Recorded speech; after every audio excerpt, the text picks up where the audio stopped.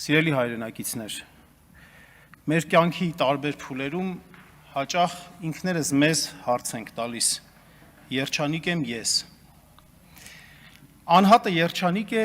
երբ ազատ է, այս գեղեցիկ եւ միաժամանակ անառարկելի ճշմարտություն հանդիսացող ձևակերպումը ինչ հեգնանք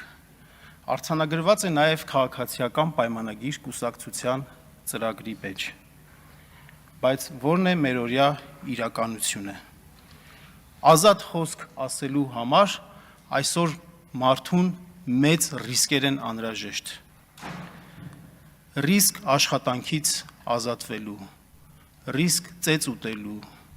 ռիսկ կալանավորվելու, ազատազրկվելու համար։ Այո, հարգելիներս, մեզանում երջանիկ անհատներ գուցե կան, բայց վստահեցնում եմ, Հայաստանում երջանիկ քաղաքացի չկա։ Քաղաքացին չի կարող անտարբեր լինել իր շուրջը տեղի ունեցող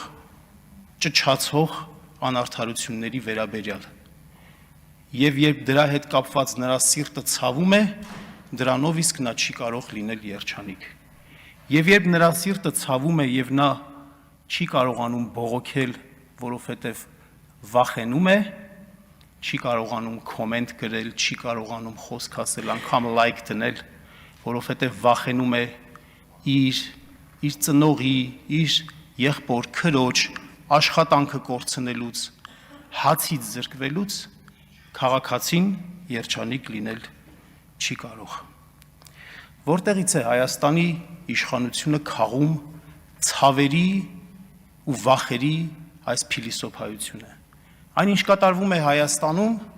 դրա հաջողված օրինակը կա նաև Թուրքիայում։ Էրդողանը այնտեղ էլ ունի քաղբանտարկյալների մեծ բանակ։ Նա էլ է սիրում ազատազրկման դատապարտել ընդդիմադիր քաղաքապետերին։ Իսկ այսօր Հայաստանում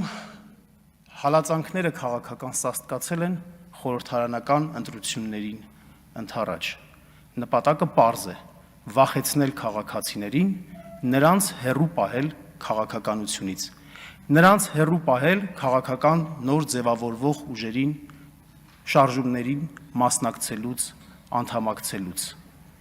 բոլոր այլընտրանքները վերացնել, ձևավորվող ընդդիմությունը, որը վաղը կանգնելու է նրանց դեմ, խեղդել բնում։ Եվ ահա այստեղ է, որ առաջ է գալիս այն հռետորական հարցը. քաղաքացիների ազատ կամքի խախտումը ինչ տարբերություն տեղի է ունենում լցոնումներով կամ քվյատուկ գողանալով, թե գործող այլընտրանքները վերացնելով եւ ընդդիմությունը իր բնում խեղդելով։ Ուստի բոլոր առողջ հասարակական քաղաքական միավորներս պետք է միասնաբար հանդես գանք քաղաքական հետապնդումների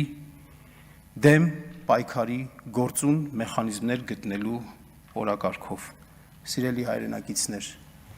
ազատությունը որպես նվեր չի տրվում։ Ազատությունը ձեռք է բերվում, որի համար անհրաժեշտ է մեկ բան՝ խիզախություն։ Ազատություն մեր քաղբանտարկյալներին։ Շնորհակալություն։